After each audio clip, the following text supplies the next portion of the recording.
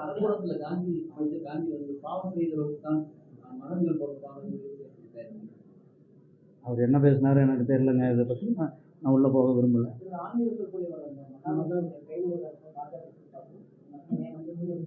இல்லைங்க, அதுக்கு வந்து எங்களுடைய கமிட்டியினுடைய தலைவர் திரு ஹெச் ராஜா இருக்கார், அவர் பதில் சொல்லுவாங்க. ஏஐ தொழில்நுட்பத்தினால இந்தியாவுக்கு ஐடி பற்றின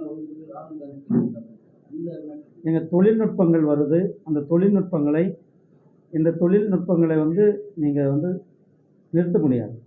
ஒரு காலத்தில் நியூஸ் பேப்பர் மட்டும்தான் இருந்தது. நியூஸ் பேப்பர் முடிஞ்சு இன்றைக்கு டிவிகள் வந்துருக்கு. டிவிகளையும் தாண்டி இன்றைக்கி ஒவ்வொருத்தரும் கையிலையும் செல்ஃபோன் இருக்குது. ஒவ்வொருத்தரும் இன்றைக்கி ரிப்போர்ட்டராக இருக்கிறாங்க. அதுக்கு அடுத்து இந்த கணினி உலகம், அதனுடைய ஒரு அடுத்த கட்டமானது தான் ஏஐ என்று சொல்லக்கூடிய ஆர்டிஃபிஷியல் இன்டெலிஜென்ஸ்.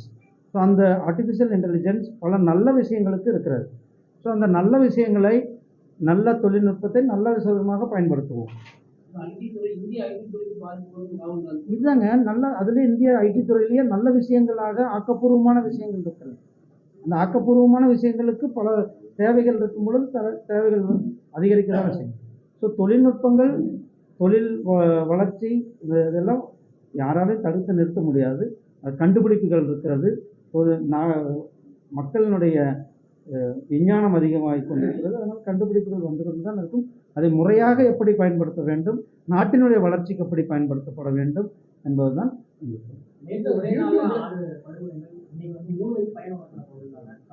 இதுதான் தமிழ்நாட்டினுடைய சட்டம் ஒழுங்கு சந்தி சிரித்து கொண்டிருப்பது என்பது நாம் அனைவரும் பார்த்து கொண்டிருக்கிறோம். தமிழ்நாட்டில் சட்டம் ஒழுங்கு என்பதே மிகப்பெரிய கேள்விக்குறியாக இருக்கிறது. சட்டம் ஒழுங்குன்னா என்னென்று கேட்கக்கூடிய சூழ்நிலை தான் இன்றைக்கு தமிழகத்தில் ஆட்சியாளர்கள், திமுகவினுடைய ஆட்சியாளர்கள் இருந்து கொண்டிருக்கிறார்கள். சட்டம் ஒழுங்கை பற்றி அவர்களுக்கு எந்தவித கவலையும் கிடையாது. யார் எட்டாடுகிட்டு போனாலும் ஒரு ஊருக்கு மதுக்கடைகள், ஒரு ஊருக்கு கஞ்சா விற்பனை, எங்கே பார்த்தாலும் கொலை கொள்ளை, இதுதான் இன்றைக்கு இருக்கின்ற தமிழகமாக இருந்து கொண்டிருக்கிறது.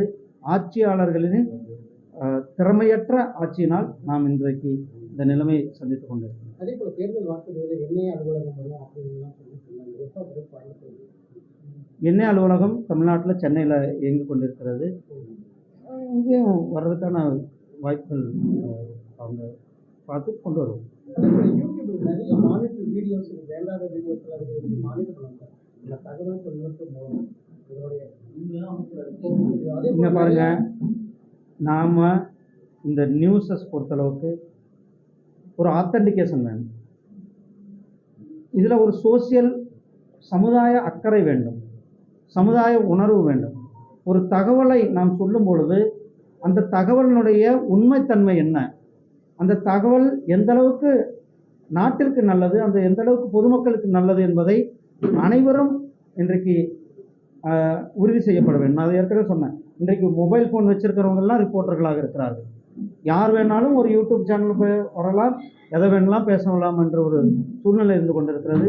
அதையெல்லாம் நடைமுறைப்படுத்தும் விதமாக ஒரு புதிய ப்ராட்காஸ்டிங் பாலிசி பில்லானது வர இருக்கிறது.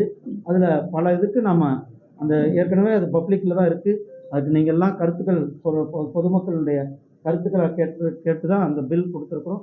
அந்த மக்களுடைய கருத்துக்கள் அடிப்படையில் அந்த பில்லை வந்து சட்டத்தில் கொண்டு வரும். ஐஎஃப்எஸ்எல் இருக்கும்போது டம்மி லோகோஸ் நிறைய வச்சுருக்கிறாங்க. ஒரு முக்கோணம் கொண்டு வந்தாலே பிரச்சனை பண்ணுறாங்க. அதுதான் நான் சொன்னேன், நம்ம ஒரு இது ஆக்கப்பூர்வமான விஷயங்களை அணுக வேண்டும் என்று. நீங்கள் பாருங்கள், இங்கே நீங்கள் சொல்கிறீங்க புதிய தலைமுறை, தந்தி எல்லாருமே இருக்கிறீங்க. நான் அவங்க பேரை மட்டும் சொன்னேன், எல்லாருமே எல்லா நியூஸ் சேனலும் இருக்கிறீங்க. நாம் மறுபடியும் நான் வலியுறுத்தது தன்மை, நியூஸினுடைய தன்மை.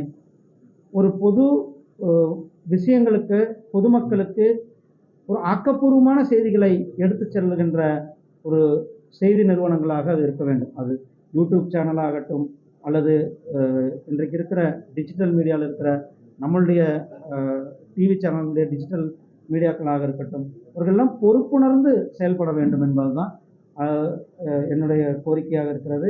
அப்படி இல்லாத பட்சத்தில் அவர்கள் மேலே இன்றைக்கி சம்மந்தப்பட்டவர்கள் போலீஸில் ஏன்னா இது காவல்துறையை பொறுத்தளவுக்கு சட்டம் ஒழுங்கு என்பது நம்மளுடைய அந்த ஸ்டேட்டினுடைய அதிகாரத்துக்கு கீழே வருகிறது. காவல்துறையிலும் ஒரு தனி மனிதனுடைய உணர்வை புண்படுத்தும் பொழுது அவர்கள் கேஸ் கொடுப்பது, அவர்கள் மேலே வழக்கு பதிவு, இதெல்லாம் தமிழக அரசாங்கத்தின் கீழே இருக்கிற சப்ஜெக்டாக இருக்கிறது. நாங்கள் மத்திய அரசாங்கத்தை பொறுத்தது நடைமுறைப்படுத்துவதற்கான சட்டங்களை நாம் பயன்படுத்தி கொண்டிருக்கிறோம். அதே போல் தேசத்திற்கு எதிராக செயல்படுகின்ற யூடியூப் சேனல் கிட்டத்தட்ட 69 யூடியூப் சேனல்கள் இப்பொழுதைக்கு நாம் முடக்கியிருக்கிறோம். 69க்கு மேற்பட்ட யூடியூப் சேனல்களை முடக்கியிருக்கிறோம்.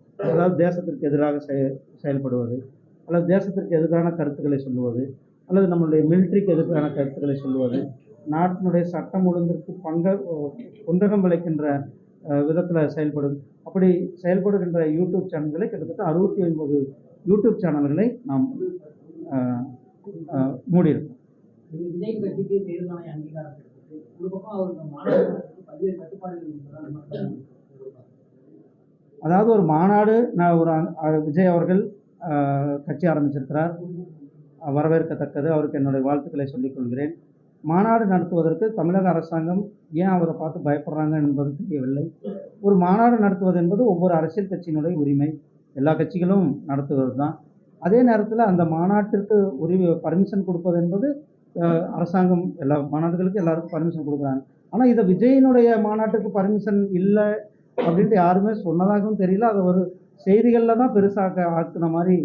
ஏன்னா நாங்கள் கூட பிஜேபியில் ஒரு மாநாடு நடத்துறதுக்கு பர்மிஷன் கேட்டால் அவங்க பர்மிஷனுக்கு கொடுக்கறதுக்கு முன்னாடி சில கோரிஸ் கேட்பாங்க, எவ்வளோ பேர் வருவாங்க, எவ்வளோ பெரிய ஸ்டேஜ் போடுறீங்க, இதெல்லாம் கேட்பாங்க. அதெல்லாம் முறையாக கொடுக்கும்பொழுது அவர்கள் பர்மிஷன் கொடுப்பார்கள். நான் நினைக்கிறேன் இதை மீடியாக்கள் தான் ஊதி பெருசாக்குறாங்க. நன்றி.